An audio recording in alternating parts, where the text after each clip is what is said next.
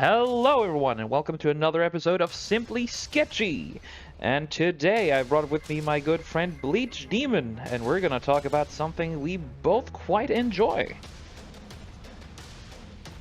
Indeed, and sweet liberty save us. Oh yeah. At least save your technical difficulties. Yeah.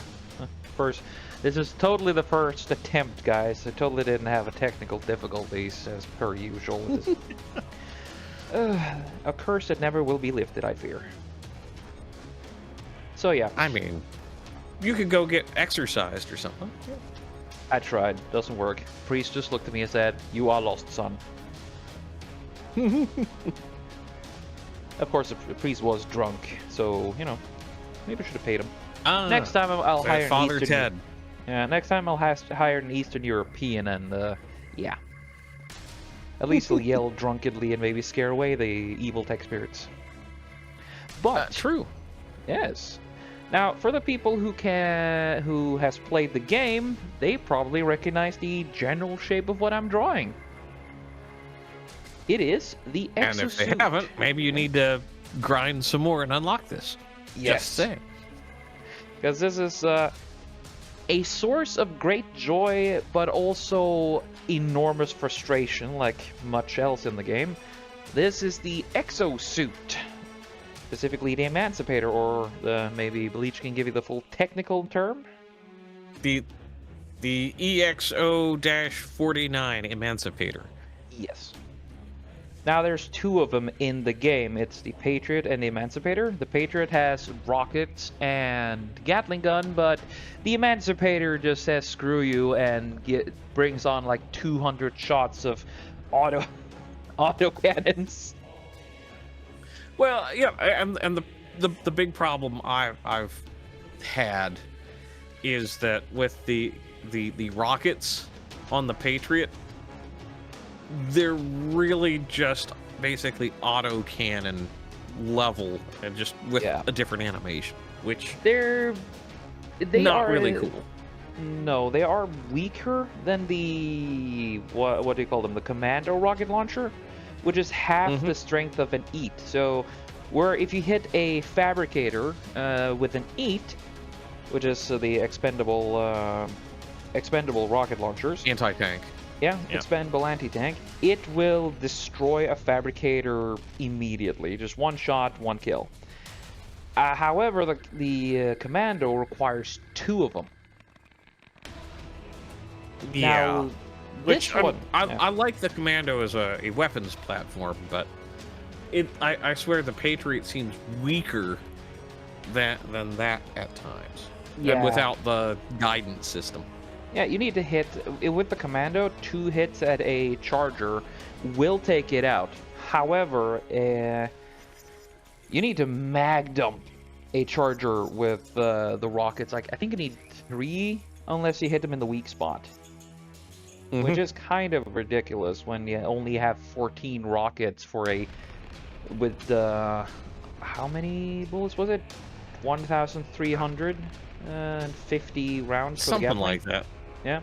Yeah. Which we figured out yesterday gives you about a total of 1 minute and 20 seconds of continued fire. Roughly, yeah. Yeah. In a game where on higher difficulties you'll meet up to 300 to 400 enemies at once. Yeah, and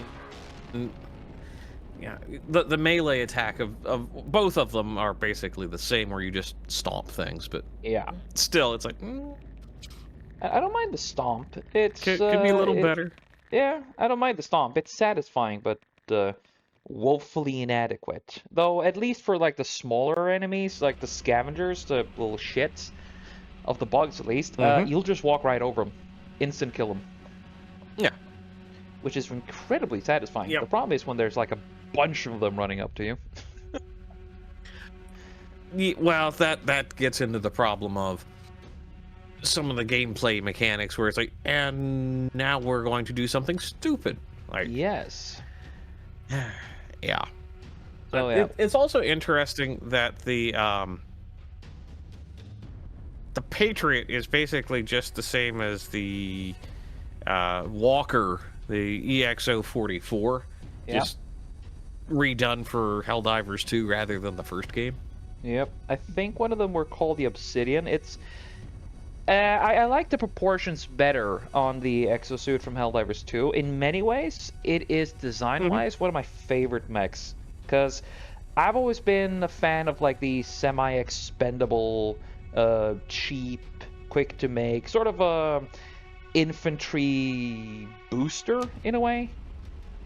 Yeah, I mean, it follows along the concept of, the infantry tank, like they were developing in the interwar period, where it's there to give an edge to the infantry rather than like the mass tank formations that you'd see during Blitzkrieg kind of war. Yeah. And Helldivers is what, as far as gameplay, I would put as something akin to like the interwar Black Ops kind of mentality, where you'd get small cadres of soldiers and over-equip them to an extent, but making a comparison to real-life scenarios with the way the game's set up for a 4-player co-op is corny and kind of useless. But good fun though. They always talk about realism, and okay, I got your realism right here, but you're wrong. Yeah. The idea of realism in Helldivers. So, I'm going to be honest with you, their use of realism, again, this is a Swedish company full of city Swedes, so they use that word purely to cover for either bad excuses or lazy design. Or the fact that they can't untangle the spaghetti code, a messy spaghetti code of their own game. I guess like the game reset that I have had many a time. Yes, suddenly, regardless how you dress your character to your favorite build, it just defaults to something you made once before and never bothers to remember the build you want to have. Worse than that, is the fact that I redo my key bindings and then it's like, go back to default. So. Yeah, that is why you're unable to run and throw stratagems, because you're never able to become used to it because the game keeps resetting it. That is mildly retarded, but hey, what can you do? They're mildly, just it's incredibly. Oh yeah, I am the king of understatement, I suppose. Oh yeah, it is. I genuinely love Helldivers. It is so close to being my favorite game of all time. It's just they keep messing up the simplest things ever. There are so many problems that shouldn't even be problems. Like listening to the people who play your game instead of a enclosed Discord server where you have to dox yourself. Yeah, now that's just dumb. Yeah, you have to log in and then you have to confirm with your phone who you are, and that's a type of confirmation where this is who you are, this is my phone, blah blah. Open up the phone so if they want to, they could just do a China and just steal all your information, more than usual. Well, that makes me think that they're just selling your data on the down low, but that's not what we're here for. We're here to talk about the mechs. So yes, so basically, the Emancipator is a favorite because it has better ammo economy. I like the firepower it gives out, and I fucking love the designs. It is fun to play when you first have it, and it works real well for certain situations. It is not meant to be like a mech from Mech Warriors, nor a AC from Armored Core. Rather is, as we said previously, it's a disposable measure to just enhance the fighting capability of warriors on the battlefield. Correct. Yep. And it's one of the things I've liked about it when you're playing it. One, it does give you a decent amount of speed, so it's not like it's too slow and lumbering. Mm-hmm. And it is decent at ranged combat with some heavier enemies. You know, like you Yes. can take out, you know, just beat the absolute crap out of some of these other, yeah, especially the automatons, Oh yeah. and not just get tanked by them. But at the same time, there's moments of this thing could be seriously improved. Yeah, like one of the many wishes in this in the Helldivers community is the ability to customize the exosuit in a mech bay, to which the devs have been talking about. Yeah, we had ideas for it, but it kind of got lost in the mess of well, not being able to update the game properly, because the code of Helldivers is more of a spaghetti than TF2 is. Yeah, they tried to give customizable mechs a go, or intended to have it in the game, but due to time constraints and, as I theorize, just pure unadulterated spaghetti codification, they weren't able to do it properly. So even that, if you Bleach, as I showed you yesterday, you know that it's on the right shoulder of the mech. You can see that little Hmm. notch on top of it. That's where the stratagem launcher was supposed to be. You were supposed to, like in the first game, be able to fire stratagems from this thing. I think that would be a useful thing, because it does limit you, you know, and this might be something where, you know, there's a balance that's needed, so it doesn't become, you know, too overpowering. But at the same time, It's limited enough already, in my opinion, though. Like, the entire right, thing right. is either light armor, no armor on arms, light armor legs, and medium armor on the torso. Hmm. Yeah, it is limited Yeah. enough already, in my opinion. Well, I'm just saying, so it doesn't become something where you can kind of like cheese your way around some missions, but at the same time, this is what gets me. It's like it's big enough, it's physically large enough, so it should have a communications system in Yep. this, you know, science fiction world. So why the hell not? I don't know. Have a stratagem launcher, or, you know, some other comms system in universe that connects you to your ship. Would it have some kind of antenna that allows it to communicate over long distances? I don't know, Bleach. No, It's no, a no. complete Clearly not. mystery if it has antennas, you know?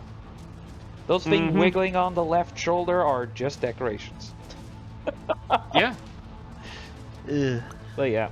So, but, you know, that kind of gets me to the second point that I have with, you know, the way that they've got them implemented, where you basically have it where it just runs out of ammo, and then you have to dispose of it. I mean, you should be able to, you know, get a resupply, like with one of the resupply packs, and reload them, rather than just, oh no, time, you know, the cooldown's here, call in another one. Or at least be able to dispose of it, because earlier in this discussion about what to do with them, the idea of having a built-in hell bomb so you could just nuke it afterwards would also have been cool. Maybe not a Or full-on nuke, but at least something akin to the yellow explosive shells. yeah, or one of those 500 kgs, or something. Yes. That would have been freaking neat. Or as many people wanted, like a whole separate stratagem that is sort of a call down to resupply. And I understand it would be cool, but that would be just too much work. So instead, it would instead have a secondary function for the supply pack where you can just crawl in the mech and unload it there, which would have been a lot easier. But I assume that would make it too overpowered. Well, and I understand wanting to balance things, but it's something where either let it be reloaded or do some customization. Yep. Like for example, I think it would be a good option to like swap out the auto cannons for like a laser or Yeah. something like that, and it's got a limited battery life, and you see that drain down. But it would be Well, something where even you the could get late some more the versatility. yeah, I mean, though I had a secondary idea of what if you could just add a heavy laser to it, like the one you carry on your shoulder. It can't Hmm. overheat, but at least you're not completely defenseless with it. Yeah. That's kind of what I Or I want. mean, uh, something I would actually kind of like is a manipulator claw, so Yes. you can go in and do some melee with that. It's like, Yeah. it's not like they don't have the that goofy chainsaw thing, Yeah. brush clear or whatever it is, and it's like, Defoliator. okay, so That would have been pretty sick too. yeah. Like have its own, like one of the what the Hulks have, the flamethrower and chainsaw. For me though, I would if we get like a customizable mech or a limited customization. There are many talks, and Hillestead himself, the Swede in charge, he has said that if they do, they would probably have to remove both the Patriot and Emancipator in order to make a new mech that is completely customizable. Which I Hmm. don't mind, honestly. But an idea I was thinking about before that, which would have been pretty neat, is if they just still kept the Emancipator and still kept the Patriot, but made them sort of like a preset. So the Emancipator can only dual wield weapons, while the Patriot can only carry two separate weapons. Yeah. All right, I need to pause. I've Okay. got something bad going on. Catch a bit. Okay. Talking about the whole like have a baseline mech where maybe you could like swap components out. Yeah. Yeah, that was the idea And of that Pillestead said they would have to do. And again, I don't mind it. It's honestly, in many ways, probably better than what I would suggest of just taking the other two and just making out of that a preset out of that. because I think if you did something where you could say, okay, yeah, we've got the baseline, and maybe make it a single use kind of concept, but have it reloadable, have different weapons systems put on, Hmm. and because I think the Emancipator chassis style, because they don't have to do a massive redesign. Um, just stick with that, and then you could have some modularity with and maybe you don't start with mix and match. Maybe it's okay. You want a laser mech, you get a laser mech. You get a quasar cannon or spear mech or whatever, and then that way, you're not having to do the animations for both simultaneously. But it would be a good start and a good introduction to the concept. And I can understand you not wanting to have to do all the animations and all that, but at the same time, it's not like they're doing this game for free. It isn't. And as I see it, they already have a lot of animation. They could just take the animations from like the sentries. Looking for the laser cannon sentry? Boom, you Exactly. got that one. Yep.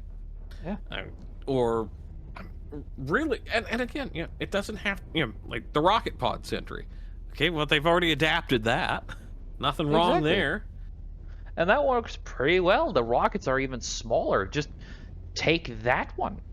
Suddenly you can increase Mm-hmm. the total amount of rockets, though, or you could just do for the Patriot. If we're not getting like a buff to the customization, but rather just get a flat buff for it. You say, in order to make this decent with as little changes as possible, I say they just implement the stratagem launcher, then just Mm-hmm. increase the amount of ammo on the weapons, and then just also Yeah. buff the damage of the rockets of the Patriot. Because the damage on the Emancipator is pretty good. The amount of ammunition on the Emancipator is pretty good. Mm-hmm. But Yeah. it's the total ammo that's a Because problem. I tell you, when we were playing around with the Patriot the other night, it's like, okay, you've got 14 rockets, and they don't do an area effect, or they don't have it. Like, I mean, it would be great if you could do, say, incendiaries with those. Yeah. Like, it's easy Yeah. how you have programmable ammo on some of the other weapons. Why not just do that for the Emancipator? Or give it a Yeah. reload, like the rocket devastators and the aforementioned rocket sentry. Just give it a reload animation like that. Mm-hmm. Suddenly, if you have Yeah. 28 rockets instead of 14, that's much better.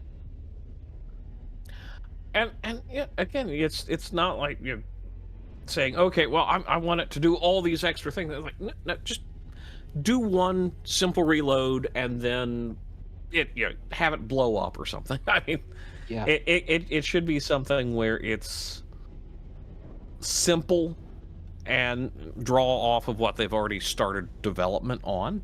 yeah. Or just give it more ammo, because let's be honest, these autocannons can fit more than just 100 on each arm, and the Gatling gun should be able to fit more than just 1,300 rounds in the Gatling gun barrel arm. Yeah. I'm just looking at it, it's like the imaging here. It's like, okay, so you've got 50 rounds per auto cannon on the Emancipator. Hmm. That's fine, but when you limit it to that, you're kind of saying, okay, well, what, that's all it's ever going to be, rather than if you take it and say increase the capacity and maybe slow down the speed. There's balances to be made. Yeah. Though again, the problem with Helldivers right now is that it is overly balanced against the player, which is the Yeah. issue many people have with it, and why you have the uh, divide between the players of the players who think that Arrowhead does no wrong, and or as they are called, the Glaze Divers, and then you have the Cry Divers, which are being accused of crying at everything.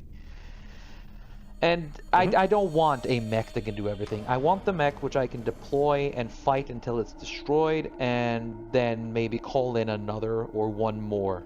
A total of 3 mechs is really nice, but I want to be able to use it for more. Yeah. Yeah. And that's the thing. If you could take it and do some more interesting stuff with it in combat, I think that would be really cool. The problem is, and we've experienced this, sometimes you get involved in combat, and if you've got 2 or 3 guys in mechs, it's like, yeah, you can kind of accomplish your goal, but it also feels a little hollow. Yeah, and also they die quite easily too. You gotta be careful, because you're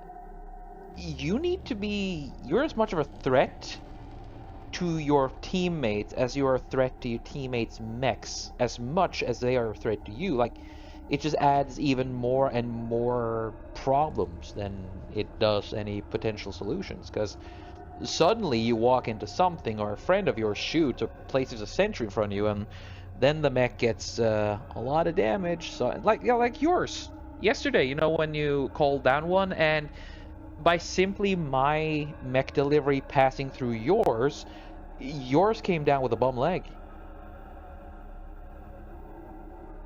Yeah, I don't know how that happened. It passed over mine. That easy. It just passed over mine, and the That's leg got stupid. It is. That's Swedish spaghetti code for you, dude. It's just like, yeah, it's like that was the most bizarre thing. I'm like, what is this? In proper gamer terms, we call it absolute bullshit. But it's what we got. And still, even with all these problems, it's still fun. I still enjoy the game, and I won't just stop playing it and just call it crap, because it's not. The problem is that Arrowhead needs to get their shit together. Pure and simple. Yeah. They're not. Yep.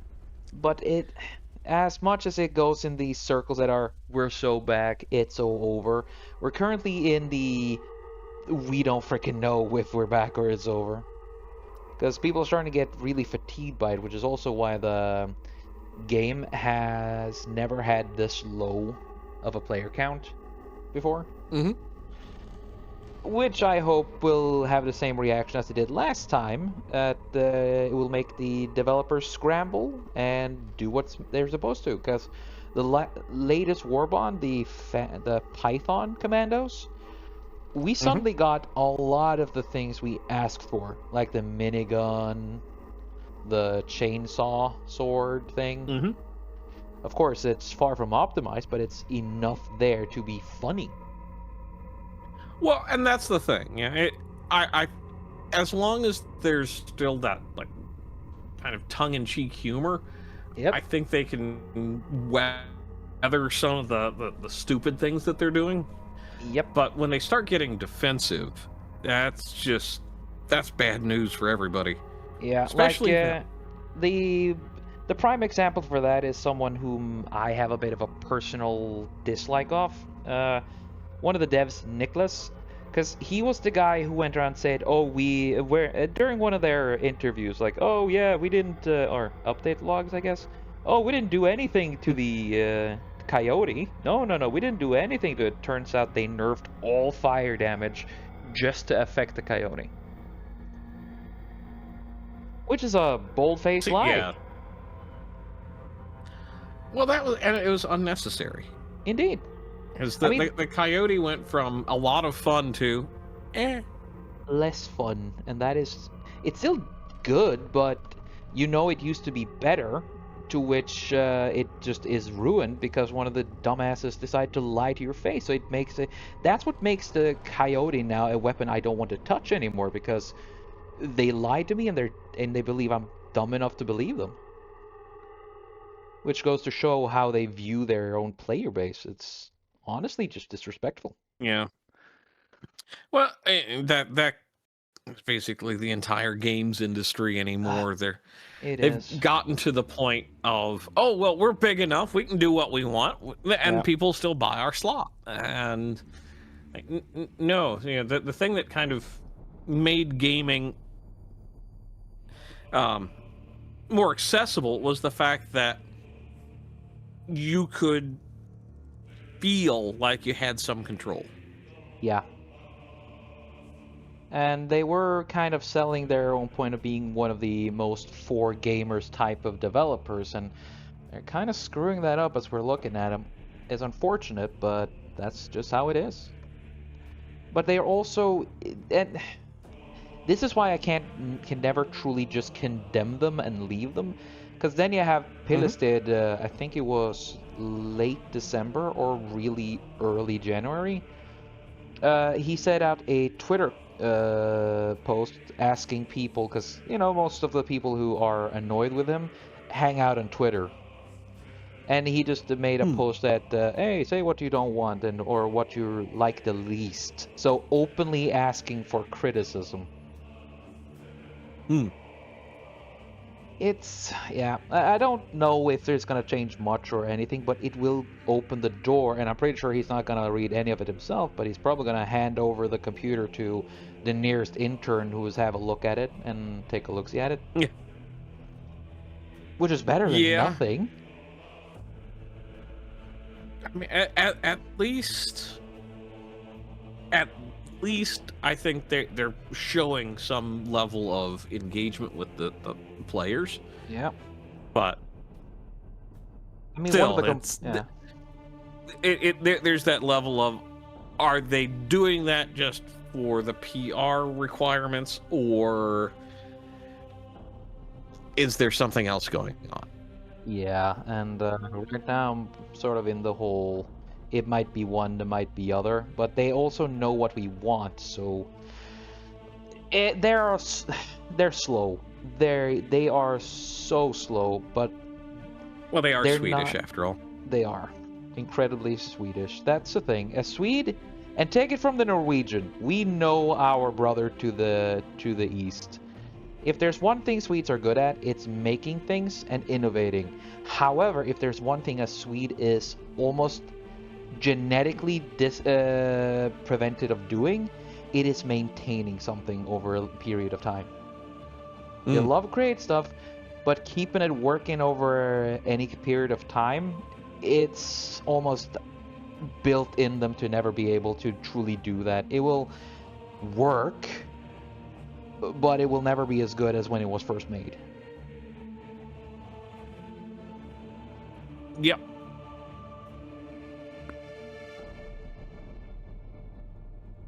Let's see. Hmm. So yeah. So if you were to, how would you do the mechs if you got the control of it? Like you got to decide how would you do the customization or something like that? Or if you could add a single thing to make the mechs better to use. Well, yeah, I think one thing I would highly consider doing Mhm. is giving the mechs a layer of extra armor Mhm. on the legs, um so it's easier to just stomp the the little pests that are around. Yep. Give the legs And medium armor basically then. yeah. Now, I would probably also, stratagem launcher. I would also consider putting in something along the lines of like a defense turret on top, where it's, kind of auto targets stuff behind you. Yeah, so instead of the And hat, since you have a hatch on the back, it would be instead here, the hat on the hatch on top here, right? yeah, and very limited. It can only fire behind you, and I think it would be good to have something where there's a little bit of defense. It's got like a real short range, very small radius, Mhm. and that way you've got some control over it. I believe that too would be Without pretty it interesting. being OP, because that's the one thing I'd want to avoid. Yeah.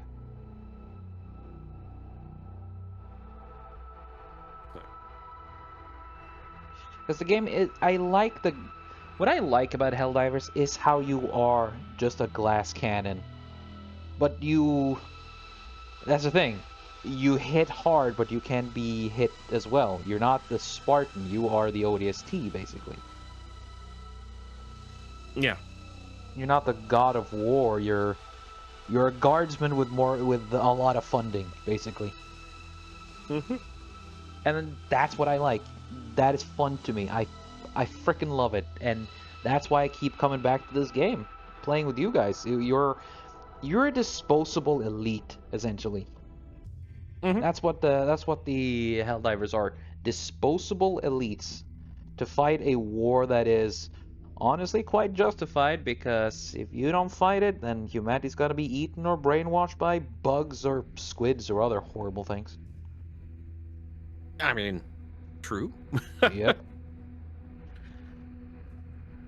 And then again, when your enemies are literally brainwashing, black hole summoning aliens, a bunch of rabid bugs that turn into oil when they die, or robot communists, it's kind of hard to find a reason to not take them all out the backyard and give them the old Yeller treatment. I mean, fair. I like to think of it as nope, can't say that. Never mind. Almost got you. You almost did, yes. Yes. Almost did.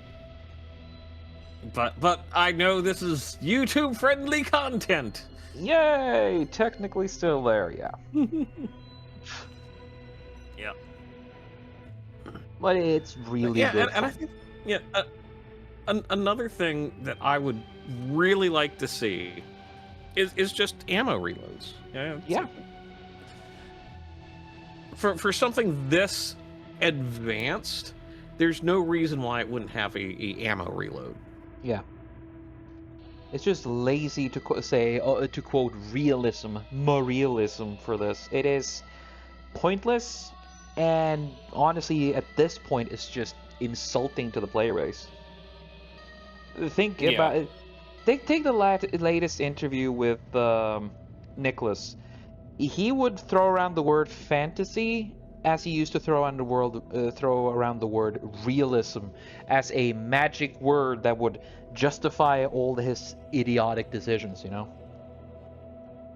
Yeah, and see, when you're doing drops in pods to go exterminate space communists, bugs, and hordes of those that are canceling your vote. Uh, I'm sorry, I just can't. I can't buy into the realism, and then also conversely have, oh, you've got to firmly grip the magazine and pull it out of the rifle before it will release. And it's like, Yeah. no, And no, sorry. here's another one too for the people citing space fantasy and all that. You are on a ship that is powered by bug oil, and it is able to do FTL, stable FTL, and one of your most common weapons in disposable weaponry is a plasma weapon, Mm-hmm. which in itself is said to be weightless, yet the damn thing arcs. And it just explodes and doesn't cause any fire damage. You know, plasma, the fourth state of matter, which is just heat, fire, essentially just fire. Yeah. It is super fire. It is go to hell fire. It's screw you fire of such heat that, yeah, it's purifying. You know. Yeah. And and I like a degree of realism in my combat. Not gonna knock too much on that, but there are certain things that they do that are just mind-numbingly incorrect. Yeah, it's not that they use it, it's how they use it. Yeah. Because hell, in Star Wars 2 there is realism to it. Just, you know, you fall down. I mean, gravity is a thing there. Mm-hmm. But they have enough techno-babble to make you be like, yeah, I can suspend my disbelief that you can make a stable plasma sword. Because there's so much other shit there. Oh, shit. But in Helldivers, they're kind of forgetting the whole preparing to suspend your disbelief if they're gonna ramp on about, oh, the weapon has to be this realistic. A shotgun can't penetrate light vehicle armor, you know? Yeah, Which you it's like, probably can't in real life. True, unless you really get a good, powerful shotgun. But it's well, far in the future where we use stable lasers and plasma weaponry. and the other thing is, they're you can select like slug or double op buck or bird shot. There's just layers of the weapons design that just make no sense to me. Yeah. It's like, but you can do that with this particular type of firearm. Like, one thing I like is how So- they did the, you know, the breaker spray and pray fires birdshot. Then you have the breaker incendiary, which also fires birdshot, but it's essentially just dragon breath. Birdshot that is Dragon Breath, which I find to be hilarious. Yeah, it's like, man, I just don't understand if they've ever handled a shotgun before. And here's the thing, they're Swedes. I don't think they have handled firearms. I think the closest thing they've had is like Nerf guns or Escape from Tarkov, which the Pillested has said is one of his main inspirations. Because, you know, you look at Helldivers and you think completely accurate milsim. Yeah. So super accurate. Ah, yes. The most Yeah. realism thing, because we all know that milsim where you suddenly get a orbital drop delivery of a mech with 4 autocannons. Yeah, Most yeah, mill, most sim. Wow, so sim. Yeah. It's like I wish game designers would be like forced to go and at least learn how to play airsoft in like team tactics. Yep. And yeah, I just don't see that happening, unfortunately. Nope. Not a chance in hell. Because one of the things I've looked at through the years of you know, some of the games I've played, it's like, this isn't realistic. It's like, it's fun, but yeah, there's no way that you're going to have all these idiots running around like this in this particular situation.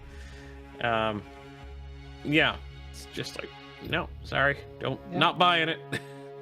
Again, it is a bit of a joke, tongue-in-cheek. It's supposed to be fun. What's that word for it again when it's satire? It's a satire too. Yeah.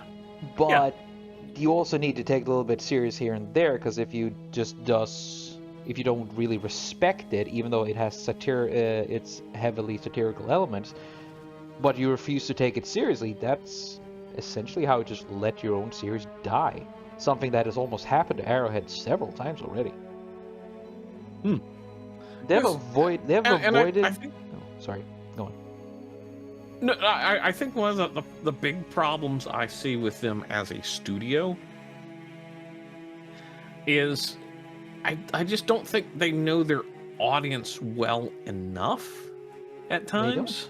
They don't. They say they want feedback, and they say they listen to the feedback, but they don't. They don't listen to the people who actually has criticism. A lot of the people who used to be die-hard fans of the series have become a lot more negative to them. Take a dude called Thick Filet. He was a big fan of it, but now every stream he has where he talks about Helldivers, he is lamenting it. Of course, it isn't that, oh, this is crap now, I'm never playing it again. It is, I just wish they would talk to us. I wish they would just listen when we say something. I wish they would just keep their promises and just not be scummy. So the mentality for like most content creators for this game is, we love Helldivers, but we don't trust the devs. And that is a sentiment I wholeheartedly agree with. I love Helldivers, but I don't trust the devs, which is kind of messed up.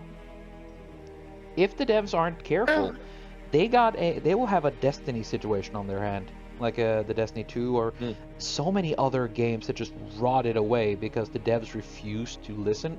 Just look what happened to Halo, dude. 343. They made their first game was essentially one big fan work to Halo. It was a game that was made for fans by fans. And you could tell, both me and Bessic, we could tell that this was something from people who loved Halo. And then they screwed up by hiring the wrong people, listening to the wrong people, no longer listening to the people who actually played Halo. I mean, they killed it themselves. Warhorse Studios is another great example. Oh yeah, they're just as egregious, if not more, in many cases. Yeah. And if they're not careful, they're gonna end up on the same way. And that would be a tragedy because I don't want to stop playing this game. We're having too much fun, even with all the issues, even with all the bugs and jank and annoying fixes that ruin as much as it helps. We're still Hmm. having a ton of fun. Yeah. And that's what, gaming should always be about, enjoyment and not getting bogged down into just stupid, the modern everyday world shit. Yeah, And unfortunately, the shit where it's that's like, oh, we're gonna remake Robin Hood so that he isn't a Robin Hood. Have you seen that shit? The Death of Robin Hood. yeah, That's yeah, fucking millennial thoughts right there. and yeah, that honestly, I think that's one of the biggest condemnations that millennials need to own up to is, look, yeah, just because you want to be, be the edgy teenager you were back in, 1999 Hmm. or 2005, that doesn't mean that has appeal beyond yourself. Yeah. And I unfortunately don't think enough people notice that sometimes, tradition and, you know, give a damn is kind of more important than some of the, oh, look at me, I'm an edgy hipster. Like, Yeah. no, nobody cares. You're Nobody not an edgy cares. hipster. You're just trash.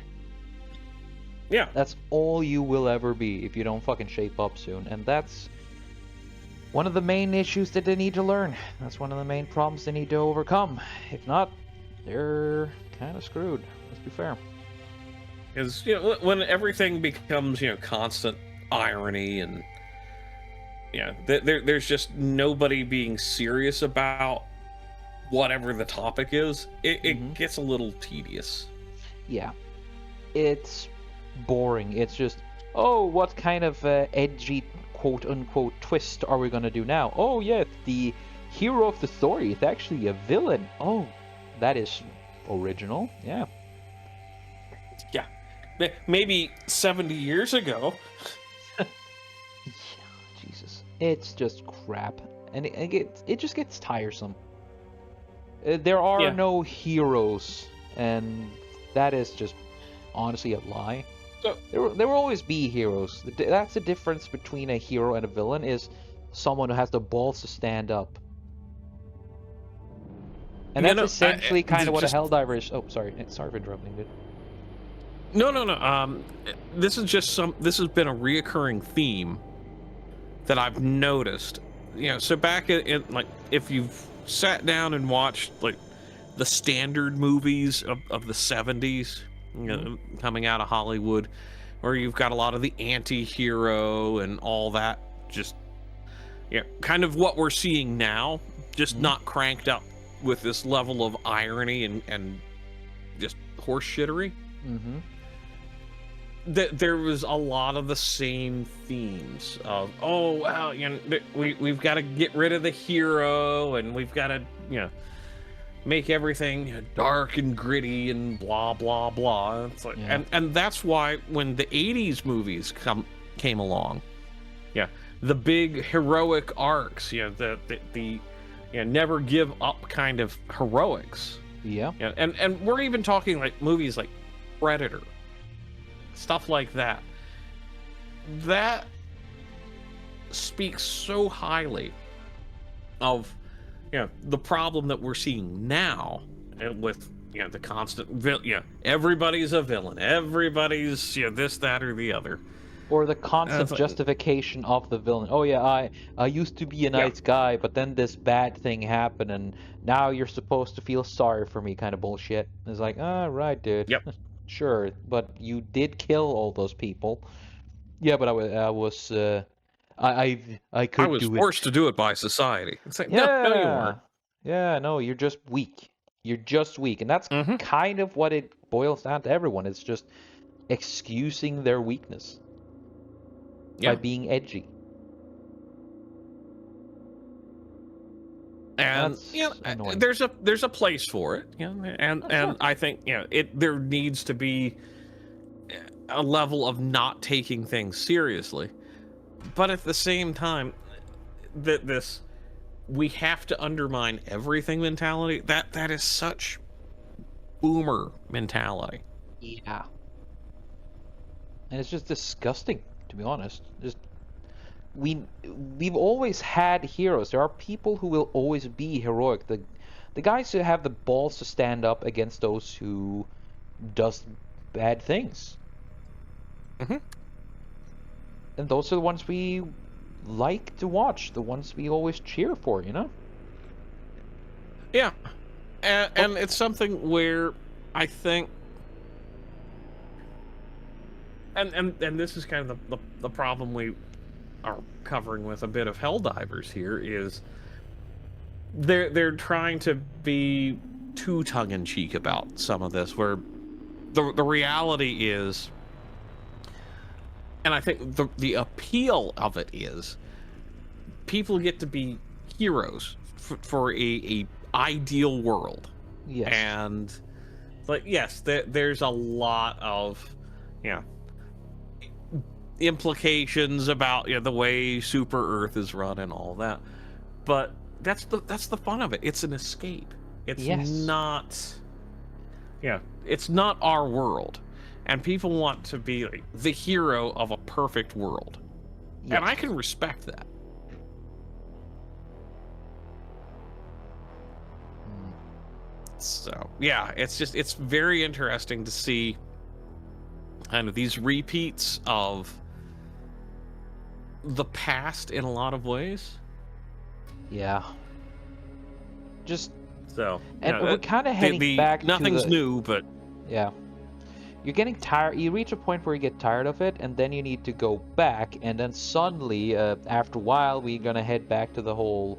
Oh, now we need have too many heroes again. What you gonna do about this? Oh, let's try this. It just seems a bit too desperate, you know? well, yeah, and that's the thing. It's this desperate attempt to undermine everything that is serious and has value. Yep. And then, because you see this in some kind of the counterculture of today, is becoming very traditional, Yes. across the West. And I think it's because people are tired of seeing things that are not being taken seriously, Yeah. and feeling like they've lost something. Not they've lost something. Something's been taken from them. Yeah. I mean, just look at Lord of the Rings. I watched the entire extended edition with my mother, and I just thought as I watched it, like, they don't make stuff like this anymore. What we got is like Ring of Power, and that's just a ugh. It's just bad. Yeah. It's just bad. I'm It doesn't know what it even is, if and it doesn't try to take it too seriously. And whenever it tries to do something that it's somewhat serious, it needs to give it to something else, you know? Mhm. Well, and so this is something I think is again, it's like the millennial trope problem, where I think so many people are like, oh well, I can be edgy and blah blah. It's like, just step away, step back, and really give yourself a dose of apparently gas, a dose of kind of honor. Honor yourself. Yeah. Allow yourself to And I be the think hero, and also just accept the fact there are heroes. There are people who will take a challenge, stand up to the challenge, and just think, yes, I can and I will do this, because who else Mhm. will if not me? With a lot of like filmmaking and movies, and it's like you have people who are like fans of something, but they don't understand why they're a fan. Or like And Dave Filoni, huh?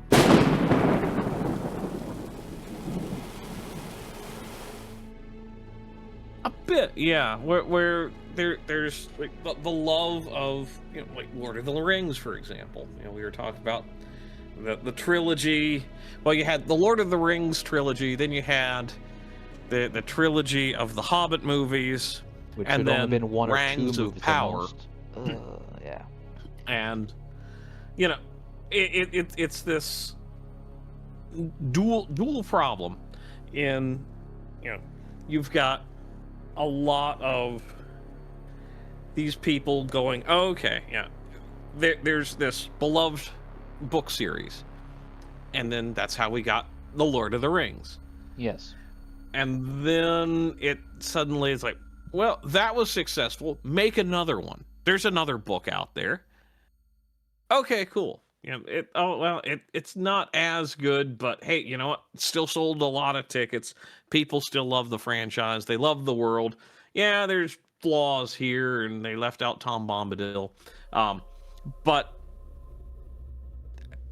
at the end of the day, it's like, okay, it's still kind of based in it, but it's getting off track a bit.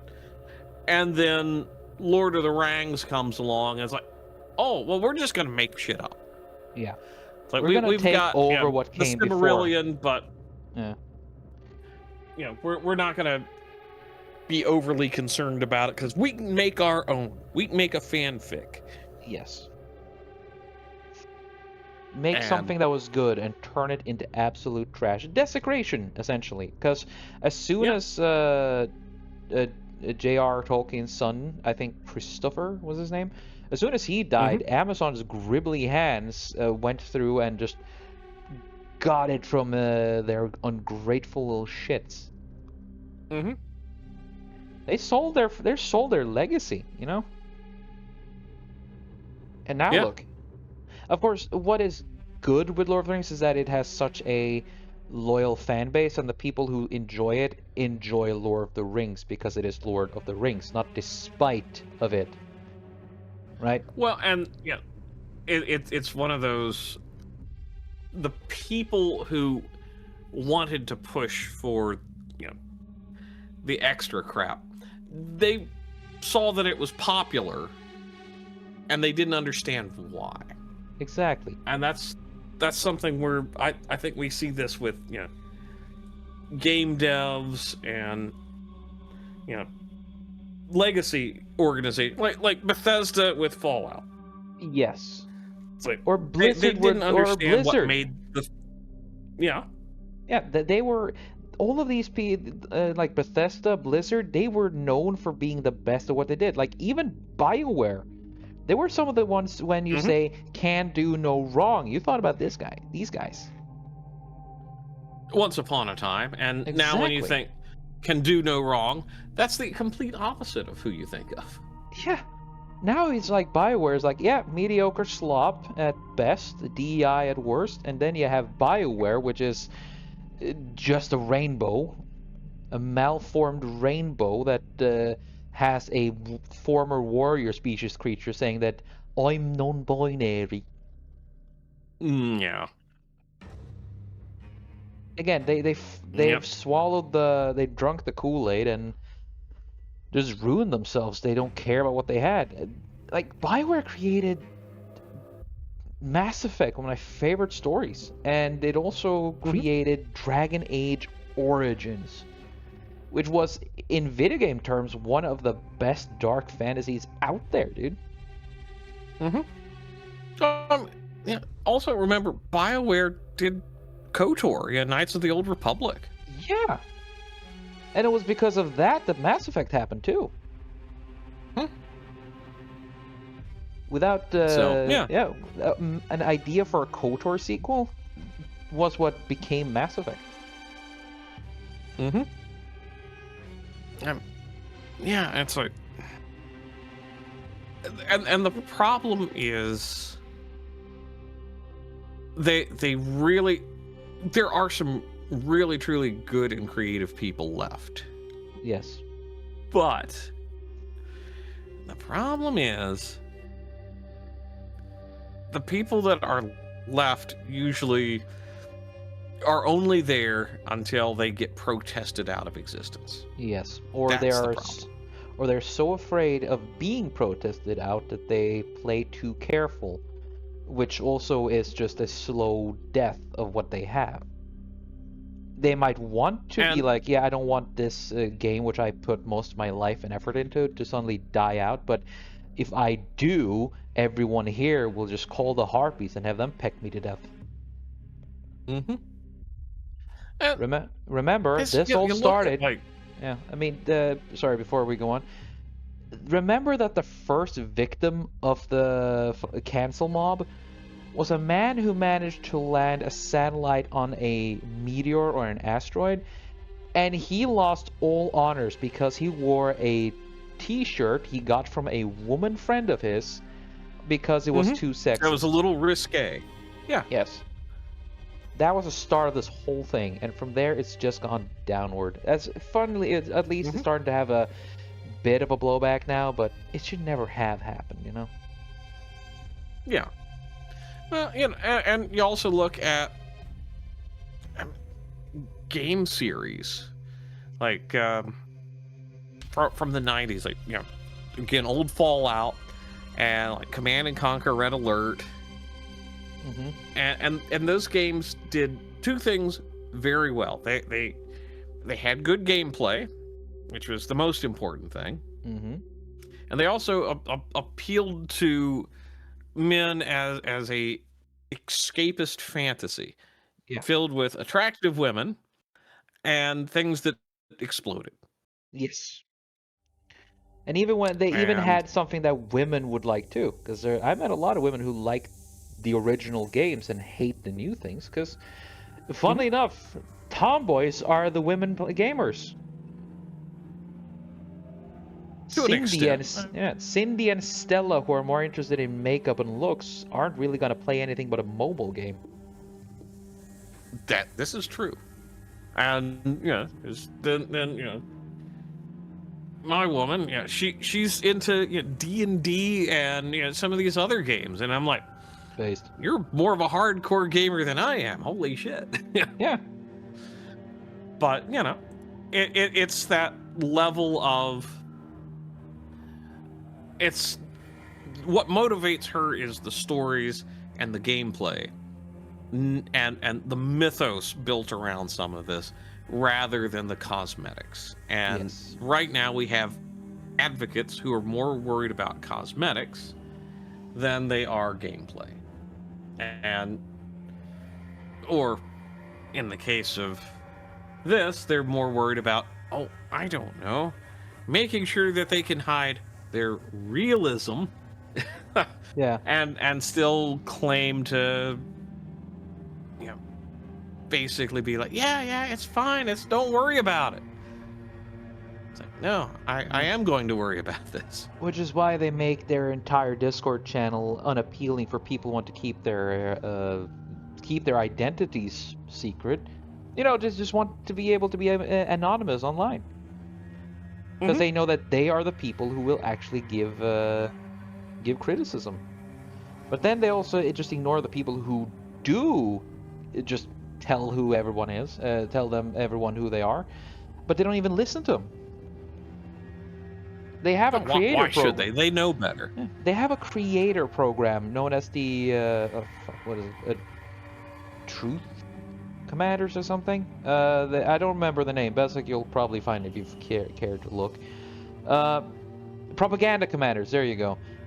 They are Hmm. people who are YouTubers who create content based around Helldivers, and they're supposed to be the people whose word reviews and ideas are. They're supposed to bring what their own fan base talks, so they could just be another link in Arrowhead's communication with the larger fan base. Hmm. But a controversy lately is that they don't communicate. Helldivers don't Hmm. communicate with the fans.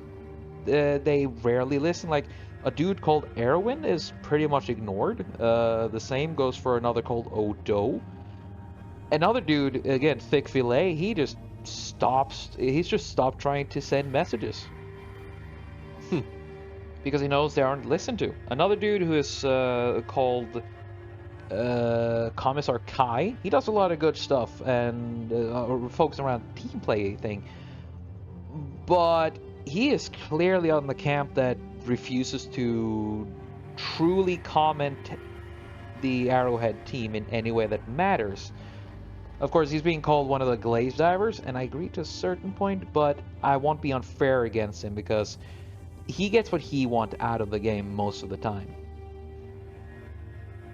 So at least Yeah, he's yeah, lucky there. and you know, it's something where, yeah, you can't have every player satisfied, but Exactly. you know, I think at the same time there's a level of, yeah, but you can do better than you got. Yeah, it's a level of respect you need to give. And when you ask for feedback, listen from the ones who are willing to dedicate a livelihood out of it, you know? Mm-hmm. That's the thing. Just listen a little bit. I'm not saying you should do everything. I'm not saying you should forsake your idea of Helldivers because it started off so well.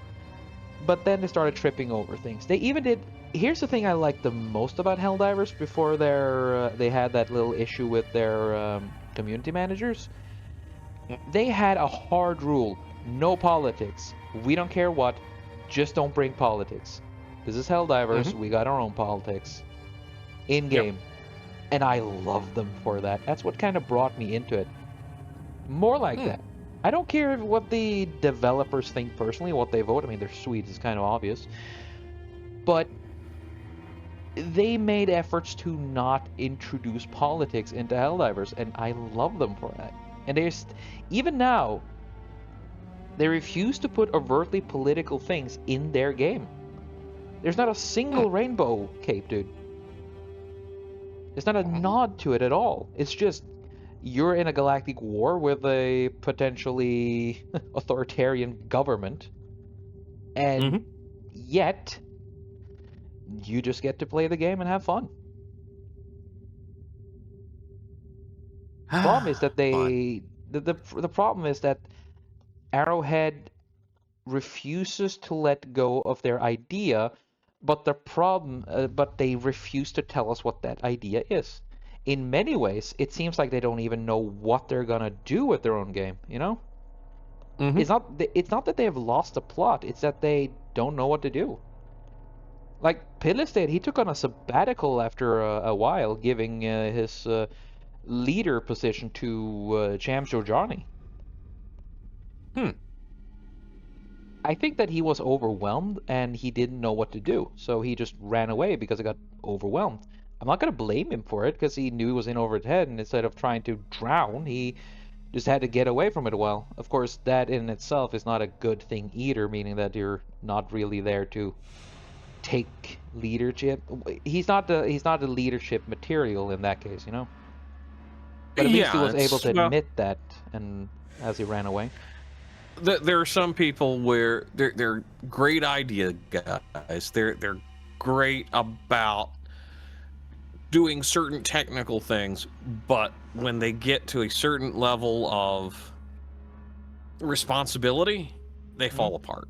Yeah, And yeah, and that's generally what I've I got think my own happened problems to. with that. Oh So yeah, hell, I'm no better. I've been actively avoiding responsibility positions at work because I know that I don't want to be a leader. That kind of stuff is just extra headache that I don't want to deal with. So again, that's why mhm. I'm not dragging on Pillar State for when I say running away. I'm running beside him on that one. I'm not fucking dealing with all that, but he Yeah. has to make sure that the responsibility for people who do accept the fact that they're in over their head, they need to get someone who can deal with the problem. And Yeah. Yeah. Shams has done a halfway decent one, but you still have people like Nicholas who have very obviously become, well, anti-gamer. People like him are in every kind of developer role, and they are there to just be blind to everything around them and a source of frustration. Now, he isn't the only one, but he's made himself the face of all the negative attributes of Arrowhead. Mm. Yeah, So, and you know, yeah, go on. sometimes you do need the guy that everybody can hate. Yes. Because if not, then So. it's gonna go over the entire company itself. And he put himself out there. He made himself into the guy nobody will like. And honestly, Hmm. I respect him for that, even though he's rambling on like an idiot, and it's clear that he doesn't really care about anything or anyone. He is willing to put himself out there, and for that, he's deserving a little bit of respect from me, even though I don't like him at all. Hmm. Yeah, you know, it's something where you just have to look at people like that. And go, yep, I see where. Yeah, I see the problems, and yeah, just this. You're not my friend. Yeah. But again, they are still trying. The game is still freaking fun. Like, we're laughing Hmm. our asses off at half the things we do. We do relatively difficult dives and we have a lot of fun, even though we also sometimes try to hit our heads through the wall because some things are just utter bullshit. Oh yeah. Yeah. Like that time we got dropped in against a bunch of squids and they overwhelmed us. We died 6 times within 5 minutes. It was just And that bad spawn. was not an easy mission to begin with. And then it's like, yep, nope, I'm dead. Yep.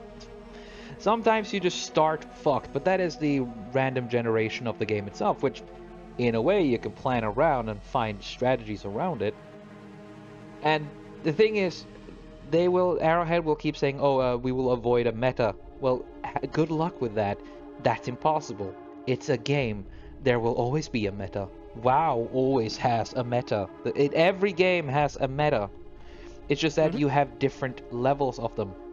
Regardless of what you do, regardless of what you debuff or nerf or all that crap, there's always gonna be a meta in your game.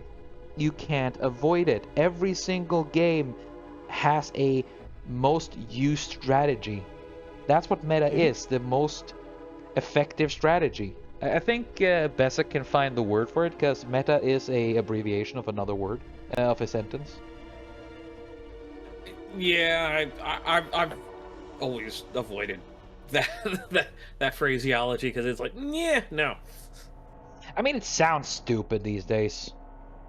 yeah. It Well, used to it's like the sound cool word trope. before. Yeah. Yeah. Yeah, yeah. It's just overused, and it's that millennial crap. Yeah. Yeah, it's just But like, yeah, you no, can't stop. avoid it, you know? You can't avoid it. It's here to stay. Just accept that it's there. And instead of just trying to destroy the one that pops up every time you release a war bond, how about you instead just let the players have fun? Let them play the game. And then you can add newer enemies or challenges that is able to stand up to the quote unquote meta. Hmm? That would be a good idea. Hmm. That's what I think they should do, instead of being like, no, we can't have that. No, stop, please. You're ruining our game. You're kind of ruining your own game, guys. And I don't want to see Arrowhead go the way of Concord. Of course, they won't, because Concord was a failure of Well, legendary that proportions. was just something that needed to die before it started. It was just a money hole. Yeah, like the High Guard game, which was made by the Titanfall team. Invoking Titanfall with no Titanfall. That is still one of my favorite freaking things.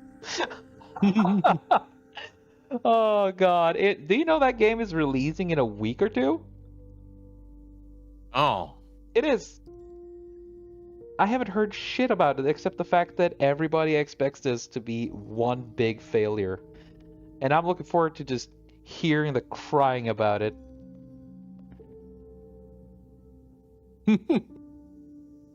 I'm a gamer. I don't waste my things on crap I don't like playing. There we go. Huh. This went Yeah. a lot better than I anticipated. Yeah, yeah. Have I finally broken the curse? I can draw mechs? Bleach, I can draw mechs! Holy shit! Congratulations. Yay!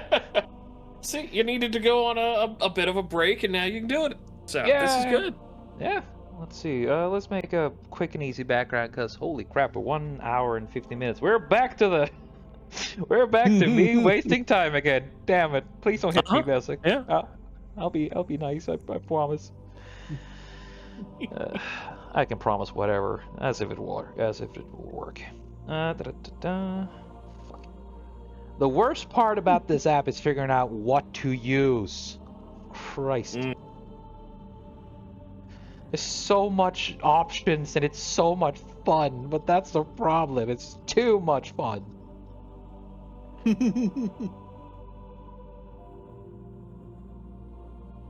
Let's see.